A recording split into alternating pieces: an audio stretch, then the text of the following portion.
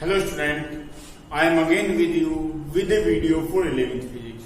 That is the fifth video for fourth chapter, that one is motion in a plane. In this video, we will discuss about the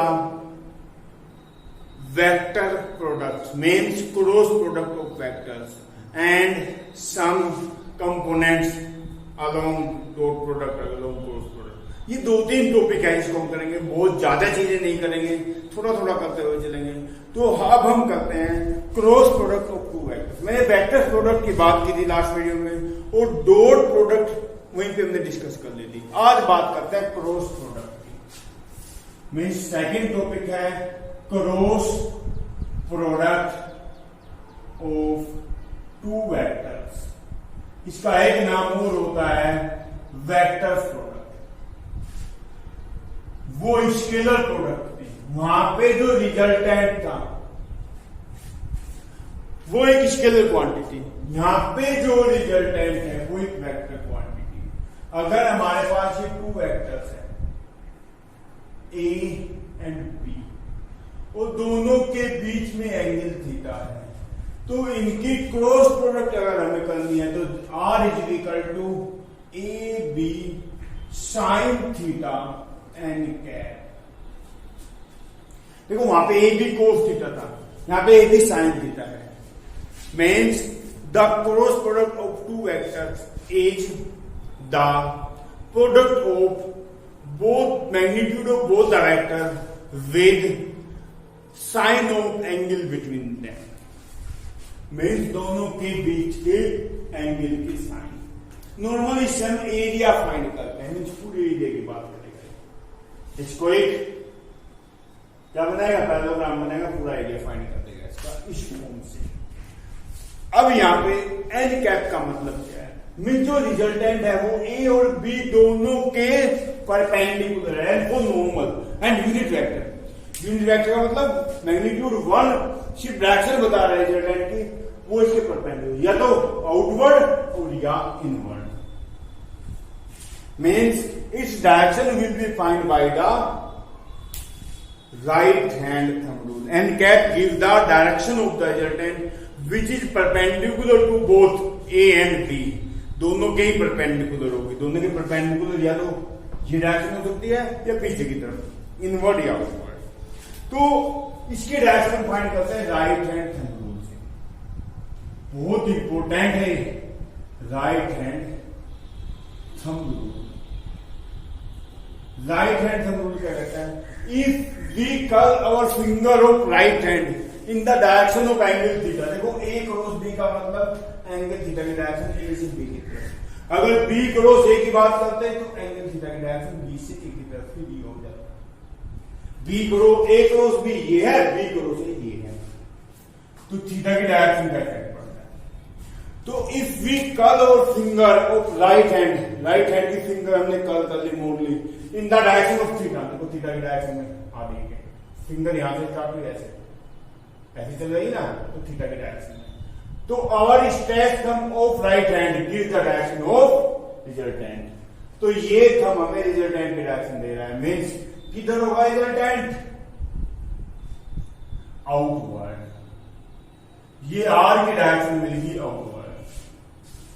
means जो resultant R है वो outward होगा। अगर यही vector ऐसे होते हैं, ये एंगल थीटा हो जाता ए से बी की तरफ। अब हमें रिजल्टेंट फाइंड करना है, तो देखो कल फिंगर अब ऐसे हो जाएंगे, देखो ऐसी हो रही है, हो रही है ना ऐसी, यहां से स्टार्ट हो रही है फिंगर, यहां पे खत्म हो रही है, तो थीटा की डायरेक्शन नहीं बनेगी। तो अब हमारा थंब किधर है, इनवर्ड। तो अब हमारा रिजल्टेंट आर किधर हो जाता, इनवर्ड। मीन्स या तो आउटवर्ड होगा या इनवर्ड होगा। तो right hand thumb rule gives the direction of the resultant. अब कुछ केस है। Case first, if theta is equal to 0 degree then A cross B means that one is R. A cross B तो है यार, दोनों vector की cross product cross product dot A dot B cross A cross B, तो that one is A B sine 0 N cap, और ये 0 हो जाएगा। पर 0 ना करके 0 वेक्टर करना, क्यों करना? क्योंकि रिजल्टेंट एक वेक्टर क्वांटिटी है, तो रिजल्टेंट 0 वेक्टर है, 0 आ जाएगा। मीन्स, और अगर यहीं पे मैं इसको 180 डिग्री कर लूं, या तो 0 कर लूं या 180 डिग्री कर लूं, तो भी ये 0 ही रहेगा। 180 की वैल्यू माइनस 180 की वैल्यू भी 0 होती है, तो भी ये 0 ही रहेगा। मीन्स या दोनों वेक्टर पैरेलल हो या एंटी पैरेलल हो, दोनों ही कंडीशन में रिजल्टेंट 0 आएगा, 0 value. Case second, if theta is equal to 90 degree, means दोनों वेक्टर परपेंडिकुलर है, then R is equal to A cross B is equal to A B sine 90 N cap, और that one is A cross B is equal to A B N cap.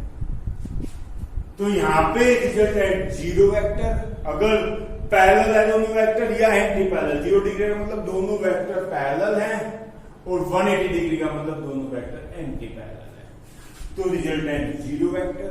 और अगर दोनों perpendicular है तो resultant A B N cap maximum. अब इससे आगे की बात करते हैं। If A is equal to A X I A Y J plus A Z K and B is equal to, दोनों ही वेक्टर हैं। देखो I cap J cap K cap अगर आ रहा है, इसका मतलब वेक्टर फॉर्म में। A is equal to A X I A Y J A Z के, B is equal to B X I B Y J B Z K, then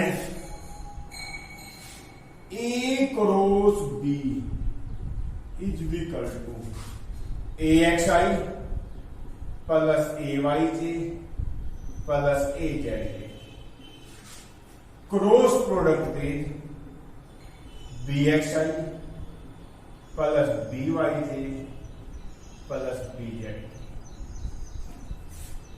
means A cross B is equal to A X, इसमें multiply A X B X, I cross I cross I, ये पहले ये बाद में, ये याद रखना।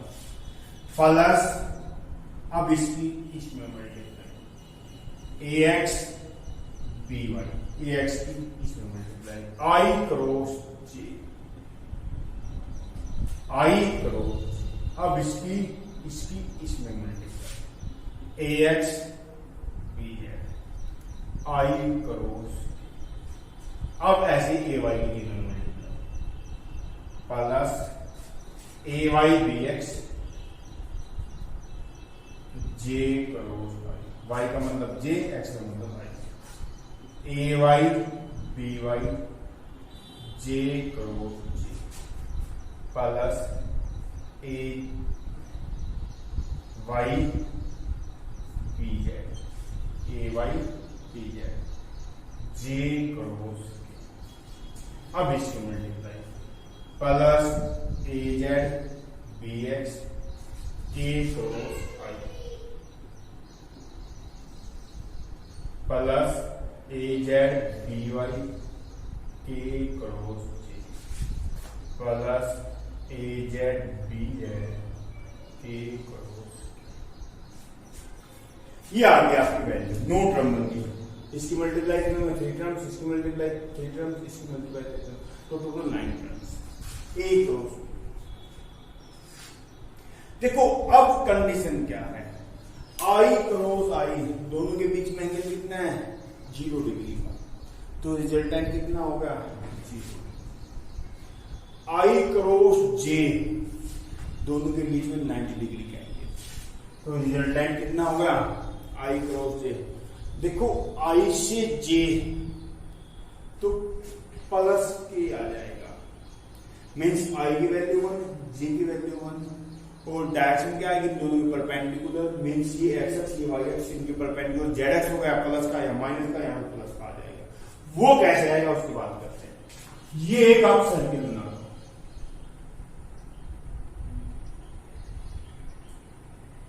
आई जे के। अब मैं वैल्यू लिखना शुरू करता हूं। ए क्रॉस बी की वैल्यू क्या है, ए एक्स बी एक्स पहली टर्म, आई क्रॉस आई जीरो, कुछ भी सोचने की जरूरत नहीं है, दोनों के बीच से A Y B Y, I sorry A X B Y, A X B Y, I cross J, I cross J, I से निकला जे है रिजल्टेंट की, तीसरे वाला जो बच गया, आई क्रॉस जे रिजल्टेंट की, plus A X B Z, A X B Z, I cross के, आई के उल्टे चल गए हम, अभी तक तो क्लॉकवाइज चल रहे थे, एंटी क्लॉकवाइज आ गए, तो माइनस जे, आई क्रॉस के minus plus A Y B X, J cross I, J cross आई फिर से उल्टे चल गए, जे से आई की तरफ उल्टे minus, plus A Y B Y, J cross जे फिर से zero, plus A Y B Z, J cross की, जे क्रॉस के। अब हम एरो की डायरेक्शन में चल रहे हैं, plus A Z B X, के क्रॉस आई, के से आई, के क्रॉस आई तो जे प्लस का, क्योंकि हम क्लॉकवाइज चल रहे हैं, plus A Z B Y, के क्रॉस जे, के क्रॉस जे फिर उल्टे चल गई तो minus I, plus A Z B Z, और इसका तो दी वैल्यू के क्रॉस के जीरो, तो ये टर्म जीरो, ये चीज जीरो और ये चीज,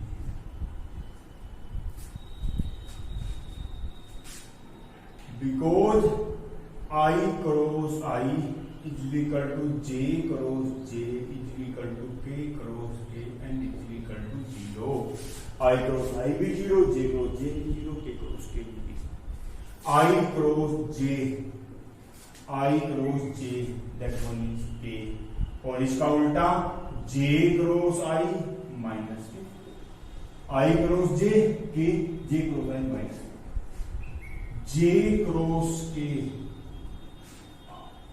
जे क्रॉस के बिल्कुल आई, के क्रॉस जे माइनस आई, जे क्रॉस के आई, के क्रॉस जे माइनस आई, के क्रॉस आई जे, के क्रॉस आई जे, के क्रॉस जो आई क्रॉस के माइनस जे, आई क्रॉस के माइनस, ये चीजें या याद रख लो या कैसे फाइंड की ये याद रखो, ये value.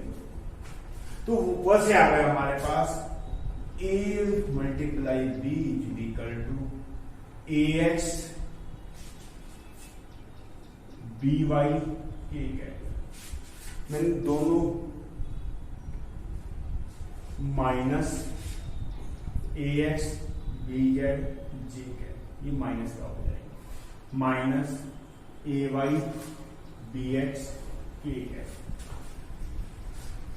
Plus A Y B Z I है, plus A Z B X J है and minus A Z D Y I है, एक का माइनस लिख लो और तीन माइनस, एक दो तीन प्लस, अब ए क्रॉस बी हो जाएगा।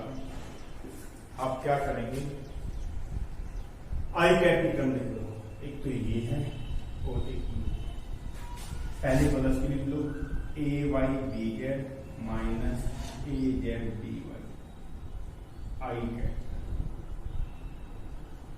प्लस जे वाली टर्म लिख लो, एक ये है प्लस की, एक ये है minus A Z B x minus A X B Z, ठीक है, प्लस ए वाली टर्म एक ये है प्लस की, एक ये minus A X B Y minus A Y B x,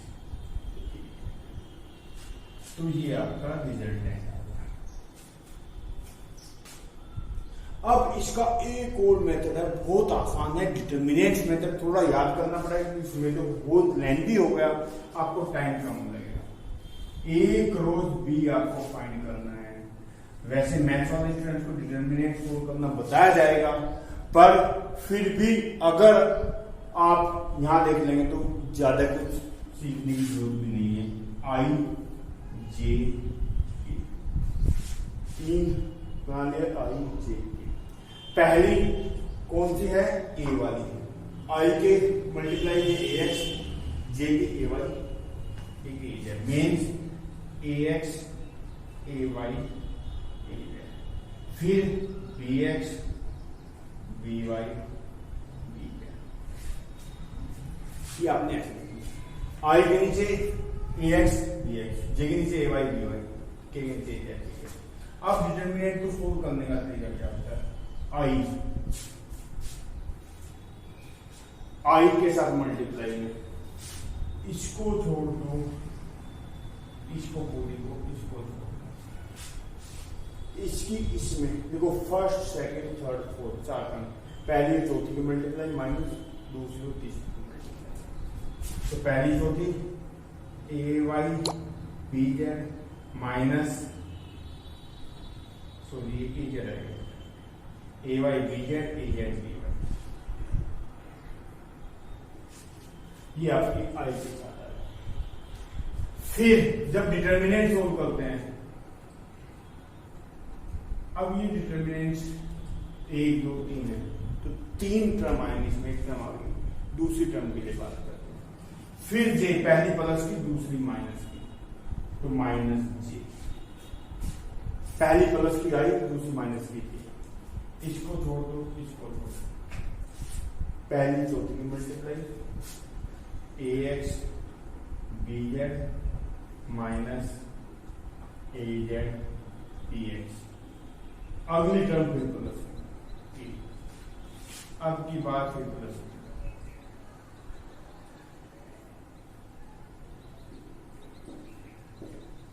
फिर plus plus minus plus minus plus minus, चाहे कितना भी लंबा डिटरमिनेंट हो, तीन और तीन है, प्लस माइनस प्लस, पहली प्लस फिर माइनस फिर प्लस फिर माइनस फिर प्लस फिर माइनस, तीन ही है तो तीन ही प्लस। तो अब के की बात करें, इसको छोड़ दो, इसको छोड़ दो, मीन्स के वाली कॉलम को भी छोड़ दो, के वाली रो को भी छोड़ दो, पहले जे वाली रो छोड़ी थी, जे वाला कॉलम छोड़ा था, जे वाली रो छोड़ी थी, आई वाला कॉलम छोड़ा था, आई वाली रो छोड़ी थी, तो अब ये बच गया पहली की चौथी में A X B Y minus A Y B X, तो ए क्रॉस बी की वैल्यू देखो कितनी होगी, A Y B Z minus A Z B Y I Z, ये माइनस की टर्म है, सो माइनस को अंदर मल्टीप्लाई कर दो ना, तो इसके प्लस की टर्म बना लो, प्लस की टर्म बनेगी तो ये प्लस हो जाएगा या माइनस हो जाएगा, तो ए Z B x minus A X B Z J plus A X B Y minus A Y B x, ठीक है। अब देखो ए Y B Z minus A Z B Y, A Y B Z minus A Z B Y I है, ए Z B x minus A X B Z, A Z B x minus A X B Z J है, ए X B Y minus A Y B x, A X B Y minus A Y B x, ठीक है, कोई चीज है। इससे आपका time भी बच गया, तो क्वेश्चन भी सोल्व हो गया। तो डिटर्मिनेंट मेथड बोलते हैं, तो डिटर्मिनेंट मेथड से मोस्टली सोल्व करने की कोशिश करो। So now we will discuss about the properties of cross product. मैंने क्रॉस प्रोडक्ट का एक नाम और बताया था वेक्टर प्रोडक्ट, क्योंकि यहाँ पे रिजल्टेंट क्वांटिटी हमारी वेक्टर आ रही है। वो डॉट प्रोडक्ट था, रिजल्टेंट क्वांटिटी हमारी स्केलर क्वांटिटी आ रही है। जो रिजल्टेंट है इसमें आई कैप भी था, जे कैप भी था, के कैप भी था, इसका मतलब वो वेक्टर क्वांटिटी थी। वहां पे जो रिजल्टेंट है जिसमें ना ही आई कैप था, ना ही जे कैप था, ना ही के कैप था, तो वो स्केलर क्वांटिटी थी। अब प्रॉपर्टी देखो सबसे पहले, first A cross B will not equal to b cross a but equal to minus b cross a। देखो a cross b means a b sin theta, b cross a means b a sin theta, पर a b sin theta और b a sin theta में direction का upward था। Means अगर ये a है, ये b है, a b, तो थीटा की डायरेक्शन ये होगी a क्रॉस b में, तो रिजल्टेंट ये हो गया। और अगर b क्रॉस a करोगे तो थीटा की डायरेक्शन ये हो जाएगी, तो रिजल्टेंट बस डायरेक्शन का अंदर को minus mean that one is not, क्या बोलते हैं इसको, कम्यूटेटिव, नॉट कम्यूटेटिव। कम्यूटेटिव नहीं हुई क्योंकि इक्वल नहीं है। अगर इक्वल हो जाते तो कम्यूटेटिव हो जाते। Second, A cross B plus C, A cross B plus सी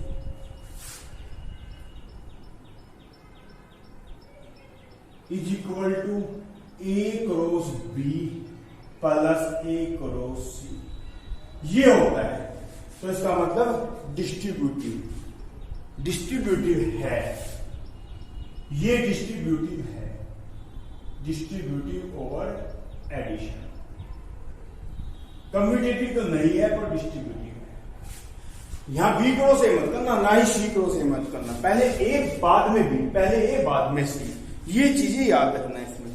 फिर A plus B cross A plus C plus D. अगर ऐसे हैं आपके चार vector, A plus B cross C plus D, तो इसकी वैल्यू क्या होगी, ए क्रॉस सी, ए की सी में multiply, plus A cross D, फिर बी की plus B cross C plus B cross D. तो that one is associative, associative भी है। ए की दोनों में मल्टीप्लाई, सी की डी में प्लस, बीच में प्लस आ जाएगा, बी की दोनों मल्टीप्लाई, बीच में प्लस आ जाएगा। याद रखना ए पहले सी बाद में, ए पहले डी बाद में, बी पहले सी बाद में, बी पहले डी बाद में, इस फॉर्म में जरूरत है। फिर अगर ए क्रॉस ए आपको फाइंड करना है, दैट वन इज जीरो, क्योंकि दोनों के बीच में एंगल 0 डिग्री है। ए वेक्टर दोनों वेक्टर इक्वल ही तो है, और इक्वल वेक्टर ऑलवेज पैरेलल होते हैं। पैरेलल वेक्टर का मतलब दोनों के बीच से 0 डिग्री का एंगल। फिर अगर आपको ए क्रॉस बी का मैग्नीट्यूड फाइंड करना है, कई बार इसका स्क्वायर, मैग्नीट्यूड का स्क्वायर फाइंड करना है, इसको याद रखना, एक फॉर्मूला है ये।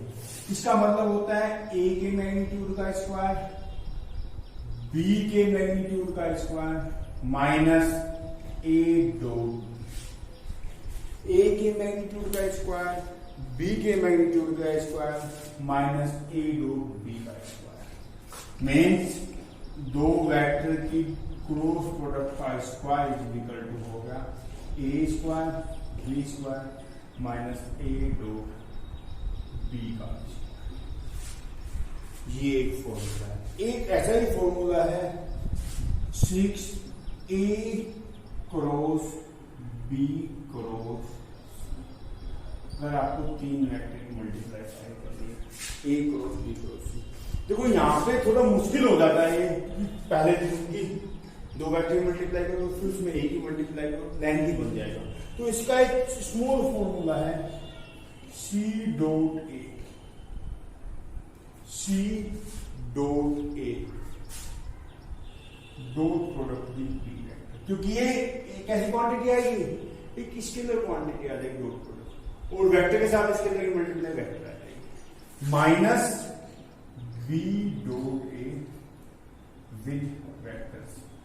मीन सी डॉट ए की मल्टीप्लाई करोगे स्केलर नंबर उसी वेक्टर मल्टीप्लाई तो वेक्टर बी डॉट ए की मल्टीप्लाई करेगा स्केलर नंबर उसी वेक्टर मल्टीप्लाई तो तो आप ऐसे फाइंड कर सकते। ये कुछ प्रॉपर्टीज है।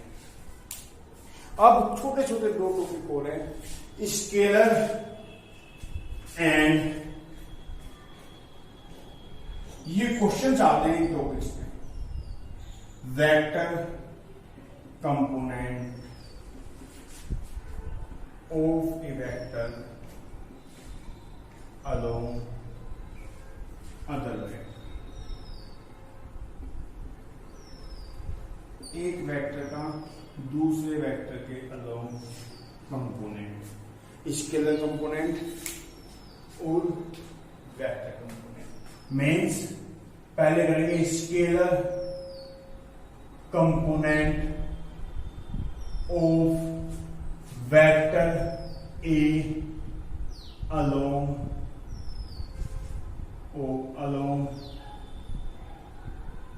The direction of vector B, vector B की डायरेक्शन। स्केलर कंपोनेंट देखो कैसे फाइंड करेंगे, आपको पता है क्या होगा, ए कोस थीटा, ये होगा ए कोस थीटा, क्योंकि ये वेक्टर है तो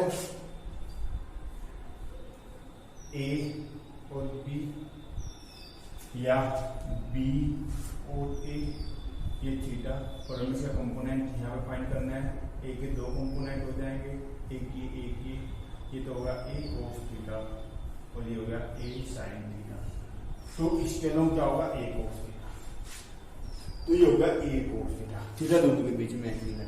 अगर मैं इसमें क्या करूं, बी की मल्टीप्लाई कर दूं और बी से ही डिवाइड कर दूं, तो ये हो जाएगा A B cos theta upon B, और ये हो जाएगा A dot B upon B. Means दोनों वेक्टर की डॉट प्रोडक्ट करो और उसको क्या करो, बी वेक्टर के मैग्नीट्यूड से डिवाइड कर दो। अभी कंप्लीट नहीं हुआ, A dot B upon B, देखो बी वेक्टर अपॉन बी का मैग्नीट्यूड, तो क्या हो जाएगा ए बी। मीन्स एक वेक्टर ये है आपका, एक वेक्टर ये है, और आपको क्या करना है, वेक्टर ए का स्केलर कंपोनेंट फाइंड करना है। ये एंगल थीटा है, तो ये होगा ए कोस थीटा, और ए कोस थीटा की वैल्यू बी के अलोंग देखो, ए कोस थीटा अलोंग बी, ये परपेंडिकुलर डाल दिया आपने यहाँ से 90 डिग्री, ये 90 डिग्री, तो ये वाला आ गया। Similarly scalar component of vector B along the direction of vector A, तो क्या आएगा, बी वेक्टर अलोंग ए क्या है, देखो यहाँ पे ए वेक्टर अलोंग बी क्या है, बी वेक्टर अलोंग ए क्या है। मीन्स जिस भी वेक्टर का दूसरे वेक्टर के अलोंग आपको डायरेक्शन कंपोनेंट फाइंड करना है, मान लिया ए का फाइंड करना है बी के अलोंग, बी के डायरेक्शन में कितना स्केलर कंपोनेंट होगा, तो उस वेक्टर में बी के यूनिट वेक्टर मल्टीप्लाई, अगर बी का ए के अलोंग फाइंड करना है तो बी में ए के यूनिट वेक्टर मल्टीप्लाई। फिर ऐसे ही vector component of vector A along the direction of B, B की डायरेक्शन। तो क्या देखो स्केलर कंपोनेंट तो आपने फाइंड कर लिया उस डायरेक्शन में, उस डायरेक्शन में स्केलर कंपोनेंट का मींस मैग्नीट्यूड क्या होगा आपका आ गया। अब डायरेक्शन हो चाहिए तो क्या होगा, आपने जो फाइंड किया है, क्या फाइंड किया है, ए डॉट बी, ये स्केलर कंपोनेंट है ए का बी ले लो। अब आपको वेक्टर कंपोनेंट फाइंड करना है, देखो ये ए है और ये बी है, तो स्केलर कंपोनेंट फाइंड करके आपने ऐसे परपेंडिकुलर डाल दें 90 डिग्री में, और ये होगा ए कोस थीटा, अगर ये एंगल थीटा। तो आप इसमें डायरेक्शन हो गई थी बी वाली में, बी के यूनिट वेक्टर से मल्टीप्लाई तो ये आ जाएगा आपका A B upon B into B upon B, ये आ गया आपका। और that one is A dot B into vector B upon B square means A dot B into vector B upon B B का स्क्वायर, क्योंकि magnitude नीचे। तो आप वेक्टर कंपोनेंट फाइंड कर लेंगे।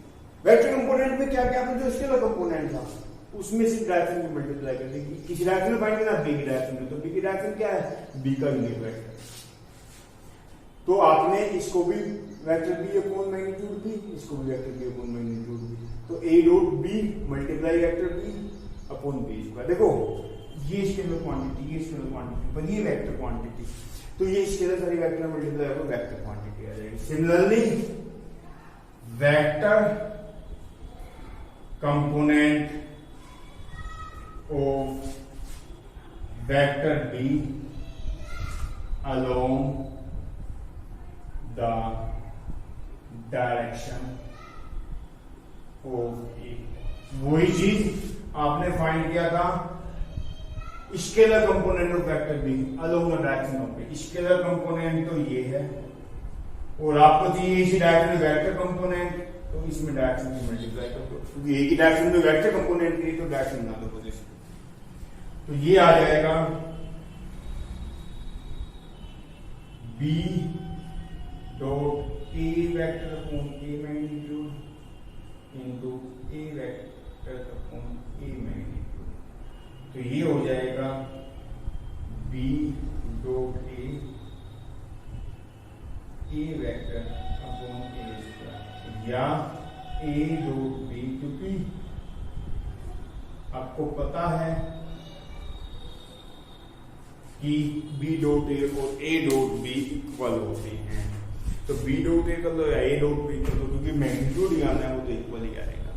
तो आप ऐसे फाइंड कर सकते हैं वेक्टर कंपोनेंट। तो ये आपके क्वेश्चंस में हेल्प करेंगे जो मैंने चीजें बताई। ये आपकी आज की वीडियो, आज का लेक्चर कंप्लीट हो गया।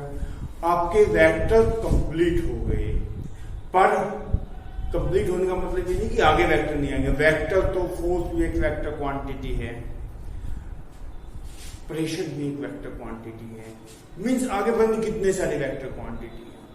तो फोर्स वेक्टर क्वांटिटी है, लिनियर मोमेंट वेक्टर क्वांटिटी है, एंगुलर मोमेंट वेक्टर क्वांटिटी है, टॉर्क वेक्टर क्वांटिटी है, मूवमेंट ऑफ इनर्शिया तो खैर टेंसर क्वांटिटी होती है। तो ये सारी वेक्टर क्वांटिटी है और हर जगह आएंगे, तो वेक्टर्स आप हर जगह ही पढ़ोगे। वेक्टर से आप ये मत मानना कि वेक्टर खत्म हो गया। बस ये है कि जो वेक्टर का पोर्शन था वो खत्म हो गया, पर वेक्टर आगे भी काम आएंगे। इसके अलावा कोई भी वेक्टर्स में प्रॉब्लम हो तो मुझे बता देना, कमेंट डिस्क्रिप्शन बॉक्स में डाल देना, कमेंट डाल देना, मैं उसका आंसर आपको दूंगा। नेक्स्ट वीडियो में इससे आगे की बात है।